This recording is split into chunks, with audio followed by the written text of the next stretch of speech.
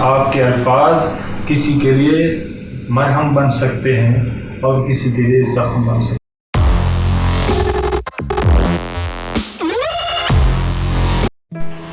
السلام علیکم ساتھیوں، امید ہے آپ خیریت سے ہوں گے، اور آج جس ٹاپک پہ ہم بات کریں گے یہ ٹاپک آپ کو خاص طور پر ٹریننگ کے دوران کمیونیکیشن کے سیشن میں بہت ہیلپ کر سکتا ہے۔ یہ ایک چھوٹی سی کہانی ہے لیکن بہت ہی بامانی ہے۔ تو ساتھیوں، یہ ایک بادشاہ کی کہانی ہے، ایک ایسے بادشاہ کی جس نے رات خواب میں دیکھا کہ اس کے سارے دانت ٹوٹ چکے۔ جب اس کی آنکھ کھلی تو اسے اندازہ ہوا کہ اس نے کتنا بھیانک خواب دیکھا ہے، تو اس نے خواہش ظاہر کی کہ میں اس خواب کی تعبیر جانوں۔ بادشاہ نے خواب کی تعبیر بتانے والے لوگوں میں سے جو بہترین لوگ تھے ان کو بلوایا اور ان میں سے کسی ایک سے پوچھا کہ آپ مجھے بتاؤ کہ اس خواب کی کیا تعبیر ہو سکتی ہے۔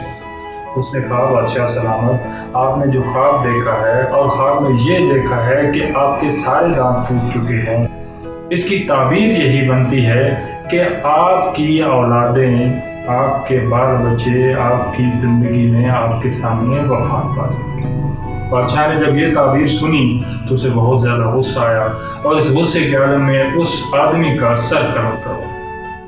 اب بادشاہ نے کہا کہ کسی اور سے پوچھا جائے کہ وہ اس کی کیا تعبیر بتاتا ہے، تو ایک اور ساتھی کو، ایک اور بہترین عقلمند اور دانا کو بلایا گیا جو تعبیریں بتانے میں بہت زیادہ مقام رکھتا تھا۔ اس نے بادشاہ کی بات کو غور سے سنا، خواب کو پوری طرح سمجھا اور اس نے کہا، بادشاہ سلامت، یہ خواب تو آپ کے لیے بہت مبارک ہے، آپ تو ایک انتہائی طویل زندگی پائیں گے اور اتنی طویل زندگی آپ کی ہوگی، ماشاءاللہ آپ اپنے بچوں کو، اپنے بچوں کے بچوں کو اور ان کے بچوں کے بچوں کو بھی دیکھیں گے، تو یہ اتنا بڑا کنبہ جو ہے وہ آپ دیکھنے کے قابل ہو جائیں گے۔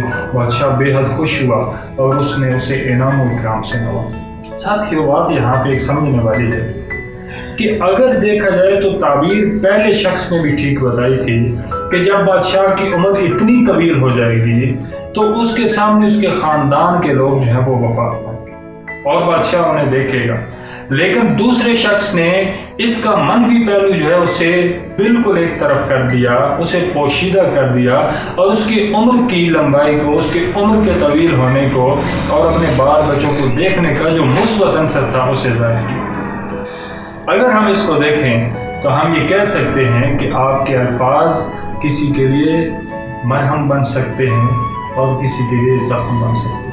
اب آپ نے اپنے الفاظ کا چناؤ اتنے بہتر انداز سے کرنا ہے کہ اس سے کسی کو تکلیف نہ ہو، بات اور مدعا بھی بیان ہو جائے لیکن اس کا منفی پہلو جو ہے وہ اجاگر نہ ہو۔ تو کمیونیکیشن کے سیشن میں آپ اسے استعمال کر سکتے ہیں کہ جب آپ لوگوں سے بات چیت کر رہے ہوتے ہیں تو آپ پازیٹیو مثبت پہلو جو ہے انہیں سامنے رکھیں اور اس کے ارد گرد اپنی گفتگو کو لے کے چلیں۔ اللہ تعالیٰ آپ کا حامی و ناصر ہو۔ آپ کا بے حد شکریہ۔